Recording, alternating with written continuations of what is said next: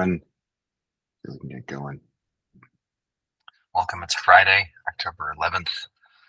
I believe here in San Francisco in the Bay Area, it's Fleet Week, which is was a peculiar experience, certainly um, for me, watching the Blue Angels, these amazing machines. It's pretty amazing what we human beings are able to build and create and think of, and to watch them fly around is truly spectacular and kind of mind blowing.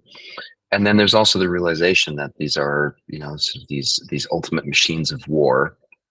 And it doesn't take that much to just pay attention to the news a little bit and see what's going on out there and how many humans are struggling and are caught up in these types of conflicts. There's a lot of suffering, a lot of pain that comes from all of that.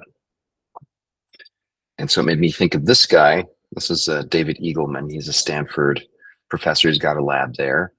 And he's been exploring this question of why do we feel empathy for some people, but not others?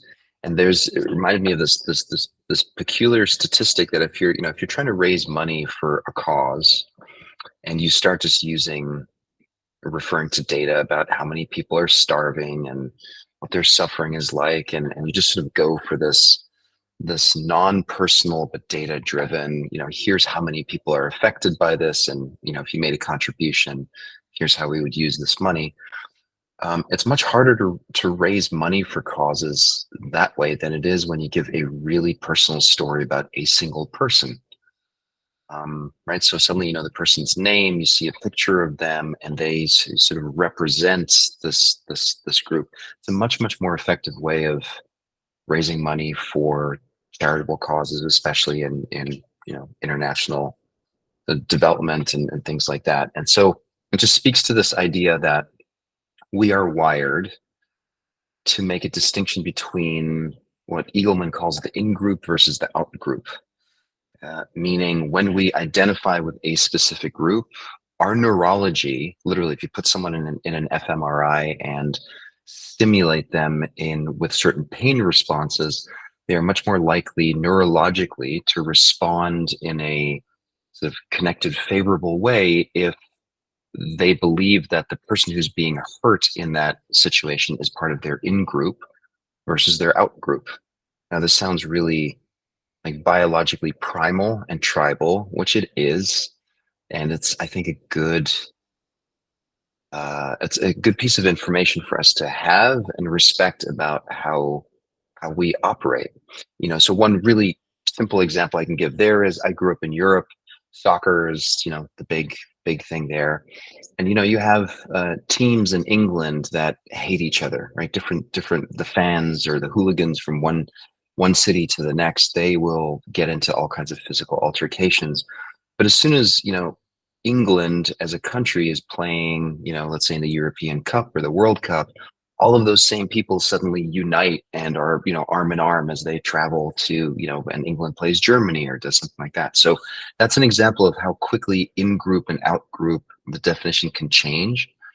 And it's just a real thing for us. And so I thought today maybe we could explore, what does it mean to be part of the in group, either as a citizen of a country. I think these days with the elections coming up, that's very palpable for us. Like, who's our in group and who's our out group, and can we sort of find some sense of our shared humanity and make that our in group?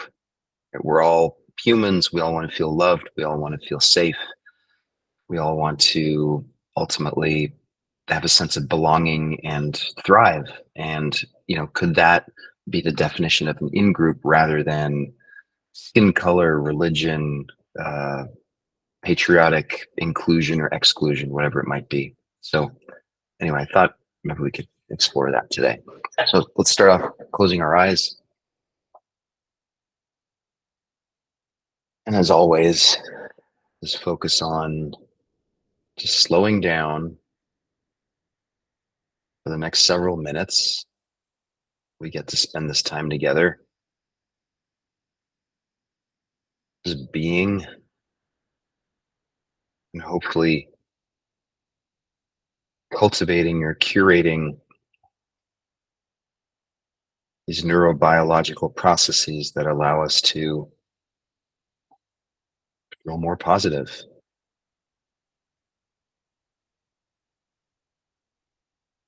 Just taking a quick inventory of the body, starting with the feet,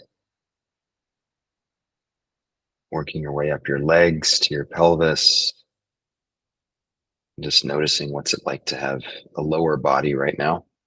How does it feel? And then scanning the belly, lower back, chest, shoulders, arms and hands. Again, just taking quick inventory of what's it like to have a torso, arms attached. There's no right or wrong answer. It's just noticing.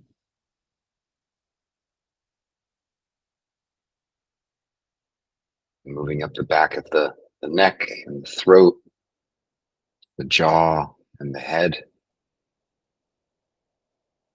What do you notice about the head?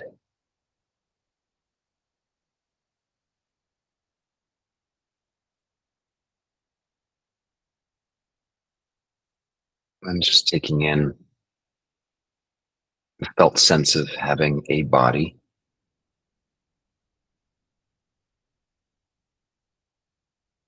Body that's breathing in and out.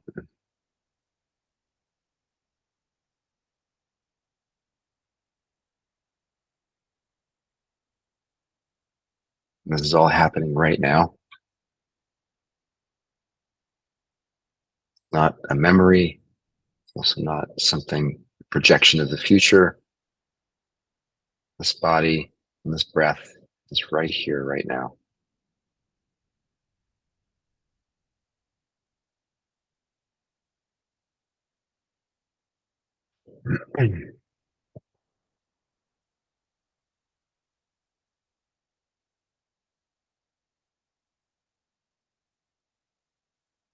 And we can use the mind to do some exploration. And specifically today, we're exploring this idea of in-group versus out-group. Maybe first, just noticing when I bring up the term in-group, who is your in-group? And there's no right or wrong answer to this. It's just noticing what comes up for you. Who are your people? How do you define that?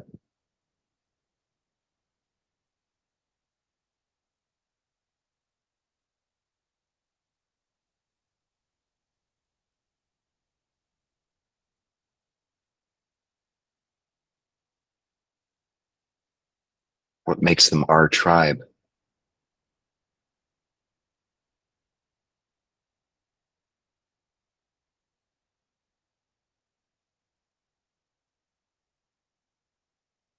Is it biological family relationships? Is it proximity to where we live, have lived? Have to do with religion, shared religious beliefs,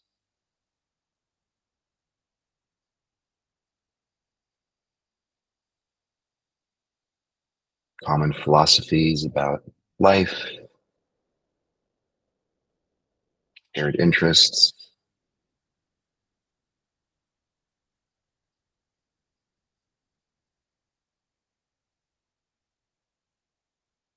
Who is your in group?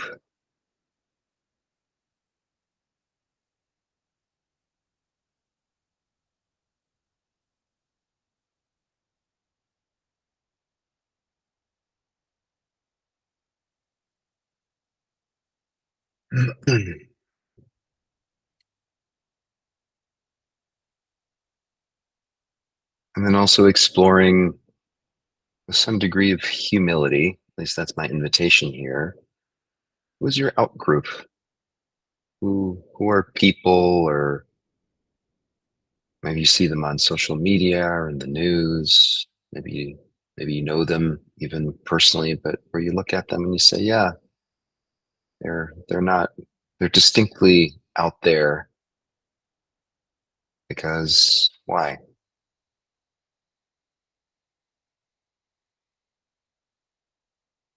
They don't share my values.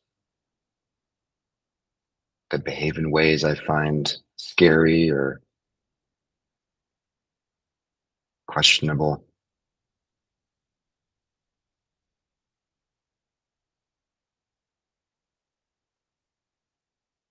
They do or say certain things that I don't like.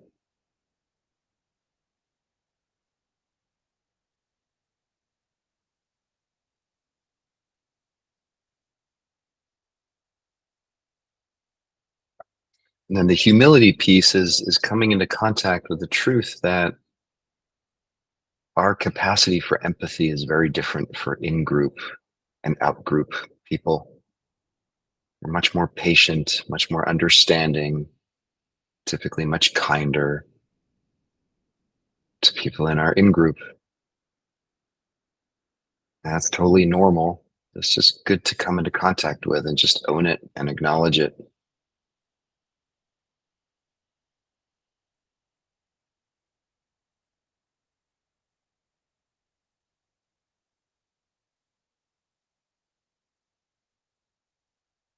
We cut way less slack to people in our out group for good reason.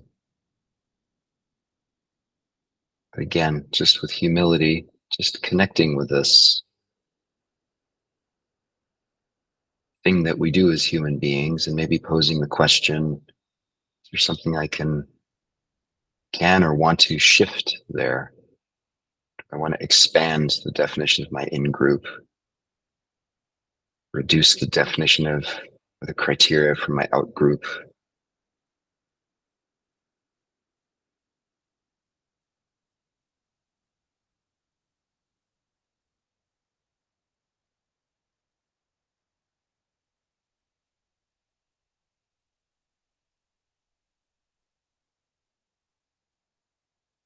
As you go through the rest of this weekend, my the invitation here is to simply have this filter on. So just notice you run into people and they're behaving in certain ways.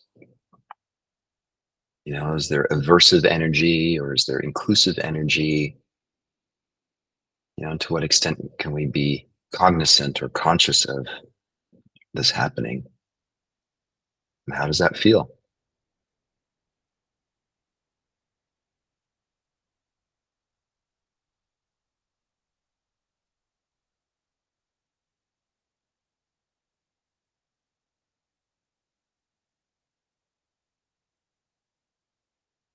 What do we want to do with that information?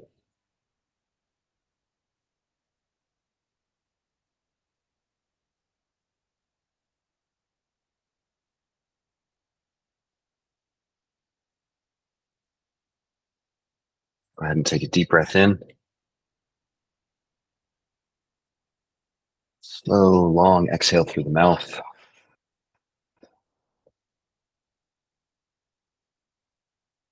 And then hold the exhale for 5, 4, 3, 2, 1. Another deep inhale through the nose. Slow exhale, relaxing the belly, the shoulders, the hands, jaw. Let it go. And hold. 5, 4, 3, 2, 1. And go ahead and open your eyes. Come on back to the session. I like to think that we have an in-group here, right? It's very much a community. We share values, we share aspirations, and it's a in-groups are pretty special. And yeah, I just thought this would be an interesting exploration or invitation to kind of scratch your head a little bit and say, who's on my out group and why? And is there something that I could do to actually bring them into my in group? Because it does have an impact on our willingness to empathize and be compassionate. So anyway, hope that was useful. And thanks, Katie. Thanks, Donovan. See you guys on Monday. Have a great weekend, everyone. Take care. Thanks, Alex.